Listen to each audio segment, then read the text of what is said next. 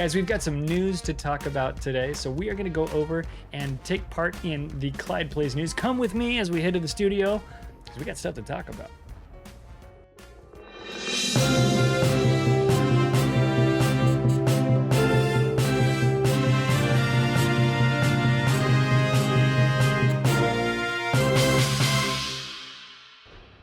Okay, everybody, our top story here is the brand new Pan-American premium cruiser Almirante Grau. I don't know how they would pronounce Grau. I guess Grau? Something like that, perhaps. But first, let's talk about this story right here. My name is Clyde. This is Clyde Plays News, and of course, this is what's going on in the world of warships. First up, early access to British submarines is hot on its way. It's coming in hot. It's hot on our heels. It's catching up with us. And so we're going to have a bunch of combat missions, settings for a domination mode, some all sorts of great stuff. But let's talk about these British submarines. These are going to show up in update 12.1 as an early access, just like when we launch any other type of ship. Now, to complement the event, they're going to have some new permanent camos that are available through completing missions and things of that nature. They have this iron resilience camo for sturdy, which actually looks pretty dope. It's got these chevrons and some anchors up here at the nose of the ship, and then it's got or of the boat, I should say, and it's got the number painted on the sail, which is fantastic. Maybe you people, maybe you guys are not submarine people, but that's called a sail. Pretty cool. That upper part of the submarine. The Thrasher actually looks pretty dope. It's got these painted nostrils over here, good camo, and a Victoria Cross painted on the side of it. A Victoria Cross is a high honor in the British military. I'm not a historian, but I recommend you look it up because it's got a really cool story. And the metal they make the Victoria Cross out of is made of this old cannon that they captured in a war like forever ago, which is really cool. You should check it out. It says here they've got some new domination mode settings. Now, it says we're planning to test a modified version of the 3-cap domination mode. Now, domination is different from standard battle. Standard battle is World of Warships where we have a single cap for each team. That's a standard battle. And so domination is the one that has 3 caps. Some of them have 4 caps. It says the new settings are aimed at reducing the number of edge cases where battles go too fast or too slow. That might be engineer speak. We're talking about steamrolls, too fast, or the opposite of a steamroll where something makes it go too slow. I don't think this is really about balancing the game, but let's keep reading and find out. It says the starting number of points per team at the beginning of battle, as well as the number of points awarded to the team and taken from the other team when a ship is destroyed, is being revised. Okay, the starting point for each team is set to 200. I don't know what it is right now. Does anybody know? When an enemy ship is destroyed, the team is awarded 40 points, regardless of the ship's type.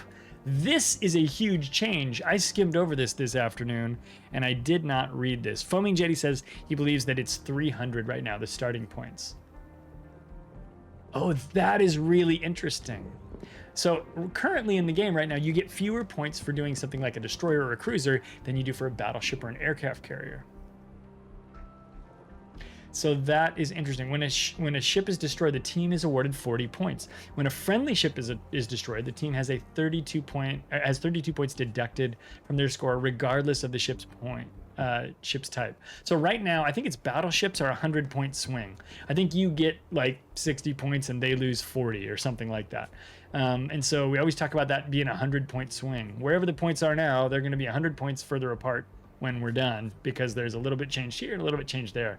This means that's now 72 points. Let's go on down. Clan battles from February 20th to until 10 April, the 20th season of Clan battles, codename Salamander, will take place.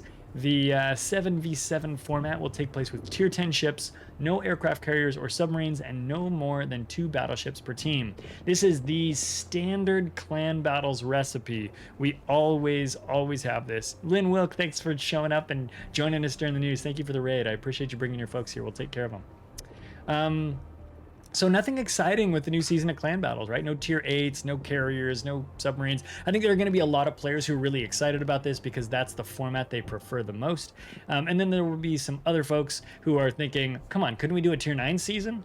I'm probably of the latter. I like a little bit of shakeup in my clan battles, and I feel like we've had 2 or maybe 3 seasons exactly like this consecutively, except for there was a tier 8 season in there, I guess. So we had the tier 8 season last, and then it felt like we did this a bunch of times. Maybe because I've been playing clan battles for a long time, we're seeing the exact same thing again. Scott Hurt says, revolutionary! How I Met Your Mom said, never seen salamander in the ocean, question mark. Odie says, tier 10s again. Yeah, so I think there are going to be reactions all over the board to this, but at least I think for most players, this is a fairly comfortable clan battles format. We're not going to have the introduction of submarines. We're not going to have carriers make their return. So I think, at least for those reasons, I think a lot of people will be excited about that. We're keeping it competitive with ships that people understand and can contend with. And we're not going too crazy there. Again, I would have liked to have seen a tier change just because I like different tiers, But again, I'm that weirdo who would be happy with a tier 4 clan battle season just because that would be stupid and I would like to try that. I know I'm in the minority there. Let's move on. Technical improvements. Added dynamic music for submarines which will match the gameplay of this ship type. That's kind of cool. It will adapt to the situation in the battle. Oh boy, what? This is a weird sentence. It will adapt to the situation in battle or not, and will depend on whether the submarine is surfaced or submerged. All right. The new music will be available with the dynamic and mixed music modes as they appear in the audio settings screen. I think that means that you could turn it off if you don't want it to be on, but like obviously they're going to have different underwater music and different above the surface music, and you can turn on these settings for surface ships as well, for regular warships, and you'll hear the music get different based on what's going on. If you're getting shot at a lot, they'll bring in the guitars and whatnot. That's me shredding it. Next, going back over my shoulder there. Technical improvements, so we talked about that. Updated the way that aircraft squadrons are displayed on the deck of aircraft carriers, both in port and when in battle. Now the aircraft on the deck reflect the available squadrons. The number of aircraft in each squadron on the deck is equal to the size of the attacking flight. I believe what we're seeing here, and this mock OBS browser doesn't let me like make that picture bigger for you, so I apologize. But I believe what we're seeing here is different types of aircraft. This is not like one flight of aircraft. This is like 3 planes of this kind, 3 planes of this kind, and 3 planes of this kind. So they're showing you a little bit more information than you really would have previously gotten. Before, we had a really crowded deck of the aircraft carrier with lots of different aircraft on it, but now we're going to have an indication of the number of attacking airplanes in each squadron of each airplane type. Going back to the clan battles topic, Foaming Jetty says, clan battles are in that awkward place. Tier 10 is tired and well-trodden, but it's better than most of the other configurations that Wargaming could pick. I think I agree with that statement, right? I'm happy with tier 10 clan battles. However, we've done it so much, right, that it could be refreshed here or there. But because it's been done so many times, people know what to expect, and we like that. We like predictability in a competitive mode. We're also adding a little bit of content to the game, so we're going to see the new commander Bonny and Vera Mikhailova come into the game. Bonny is a female pirate captain. That's pretty cool. I like this old-timey like dueling pistol she's got. That's pretty cool. I looked up Vera Mikhailova, and I could not find her online. I don't know if this is a real person or not. I didn't look very hard, so perhaps I need to do a little bit more Googling. If you guys have any information about Vera, please hit me up in the comments down below if you're watching this on YouTube, or hit me in the chat right now if you know who she is. I don't know, and they don't give us a lot of information here. We're adding a couple of flags and some patches. This World of Wargaming patch is kind of cool. It shows tanks, airplanes, and ships. They also updated the appearance of a whole bunch of community contributor program stuff, patches and logos. They updated the picture of the community contributor box, the container, and we'll be giving one of those away a little bit later in the stream. And then also the community contributor version of the Alabama VL here, which with this camo. All this stuff is great. Some of it affects the players at large. Some of it is just like there's a new community contributor logo for CCs, which doesn't affect that many players. And so they don't have a ton of pictures here, although they did show some of those on the official stream today. I didn't have a chance to watch that, but I did see some folks posting screenshots on the internet. Let's go back to that top story we were just talking about here at the top of the hour. Kind of a short article here, but it does roll out a brand new Tier 8 Premium Pan-American cruiser. This one comes in gray, which I think is gray, and this is basically a ship of the De Zeven Provinciën class, which is the dockyard ship we had for the Dutch Navy. This ship's going to be for the Peruvian Navy, and of course in our game that'll be released as a Pan-American cruiser. It's armed with 852 millimeter guns, very similar kind of placement there to what we expect from D7P. It says they're placing 4 twin turrets with a 360-degree turning capability. I don't remember if all the guns on D7P are 360. That's pretty dope if that's true for all 4 guns. It says the main feature of this ship will be the presence of combat instructions. Now, we know that combat instructions is going to be an idea. Brand says that's true. They can all spin 360. That's great. I did not actually know that. Combat instructions is going to be a feature of the Pan-American cruiser line. And of course, Wargaming is still working out what that's going to look like. They've had some recent news videos. You can check my previous news video where we talked about the shift in direction of the design of the tech tree Pan-American ships. The ship has weak armor, which is accompanied by her access to an improved repair party consumable, which restores 50% of citadel damage. That's a lot better than most ships. And it has an enhanced HP recovery rate.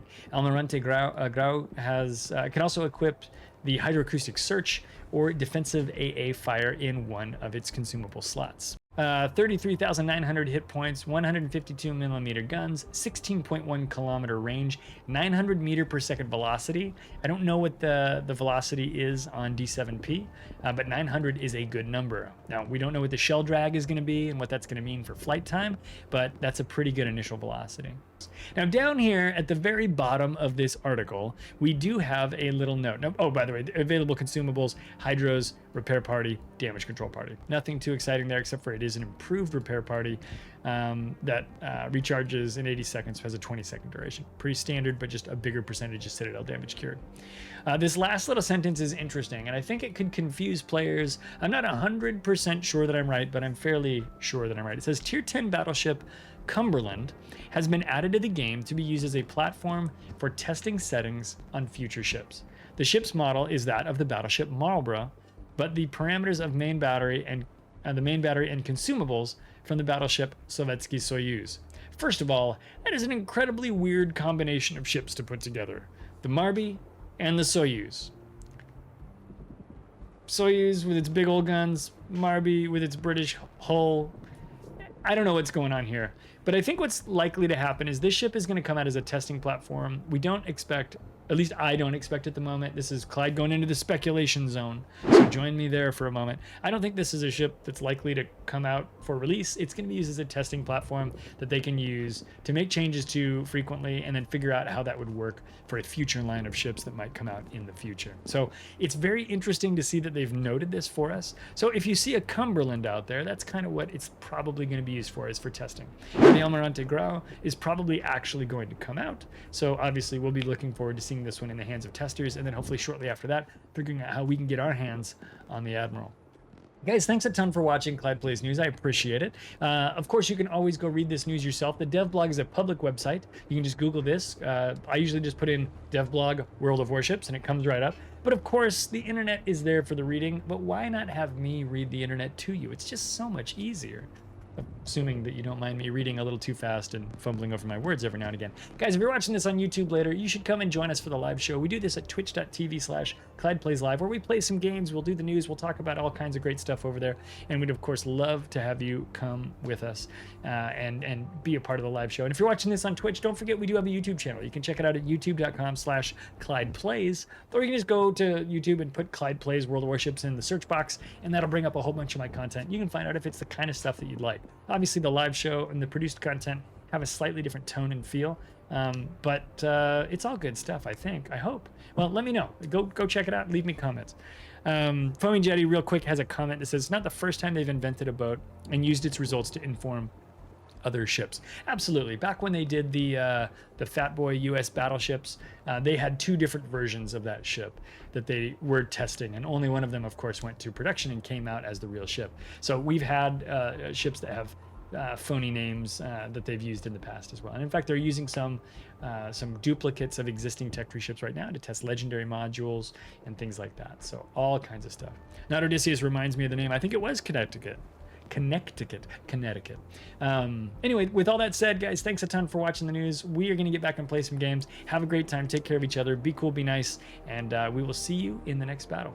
Take care, captains. This has been the news on Clyde Plays Live.